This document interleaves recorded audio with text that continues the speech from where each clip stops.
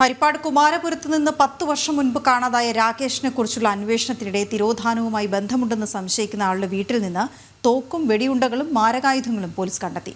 നിരവധി ക്രിമിനൽ കേസുകളിൽ പ്രതിയായ കുമാരപുരം സ്വദേശി കിഷോറിന്റെ വീട്ടിൽ നിന്നാണ് വിദേശ നിർമ്മിത ആയുധങ്ങൾ കണ്ടെത്തിയത്. അതേസമയം രാകേഷ് തിരോധാനം സംബന്ധിച്ചുള്ള അന്വേഷണ റിപ്പോർട്ട് നൽകാൻ പോലീസിനോട് കോടതി ആവശ്യപ്പെട്ടിട്ടുണ്ട്.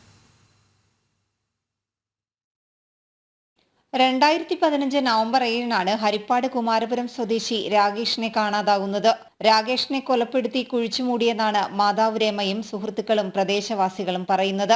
രാകേഷിനെ കൊലപ്പെടുത്തിയിരിക്കാമെന്നാണ് പോലീസിന്റെ നിഗമനം. എന്നാൽ കൊലപാതകമെന്ന് തെളിയിക്കുന്ന വിവരങ്ങളോ പ്രതികളെക്കുറിച്ചുള്ള സൂചനകളോ പോലീസിന് ഇതുവരെ ലഭിച്ചിട്ടില്ല. പ്രതികളെന്ന് സംശയിക്കുന്നവരെയും കേസുമായി ബന്ധമുള്ള ചിലരെയും കസ്റ്റഡിയിലെടുത്ത് ചോദ്യം ചെയ്തിരുന്നു. തുടർന്ന് നടത്തിയ തെരച്ചിലിലാണ് കുമാരപുരം സ്വദേശി കിഷോറിന്റെ വീട്ടിൽ നിന്ന് വിദേശ നിർമ്മിത തോക്കും 53 വെടിയുണ്ടകളും പിടിച്ചെടുത്തത്. തിരകൾ നിറച്ച നിലയിലായിരുന്നു തോക്ക്. വാളും മഴുവുമടക്കമുള്ള മാരകായുധങ്ങളും വീട്ടിൽ നിന്ന് കണ്ടെത്തി. നിരവധി ക്രിമിനൽ കേസുകളിൽ പ്രതിയായ കിഷോർ പോലീസ് പരിശോധന നടക്കുമ്പോൾ വീട്ടിൽ ഉണ്ടായിരുന്നില്ല. ഇയാൾക്കെതിരെ ലൈസൻസ് ഇല്ലാതെ തോക്ക് സൂക്ഷിച്ചതിന് പോലീസ് കേസെടുത്തു. മകന്റെ തിരോധാനം സംബന്ധിച്ച കേസന്വേഷണം ഇനി കോടതിയുടെ മേൽനോട്ടത്തിലാകണമെന്നാവശ്യപ്പെട്ട് രാകേഷിന്റെ അമ്മ രമ കോടതിയെ സമീപിച്ചിട്ടുണ്ട്. ജനം, ആലപ്പുഴ.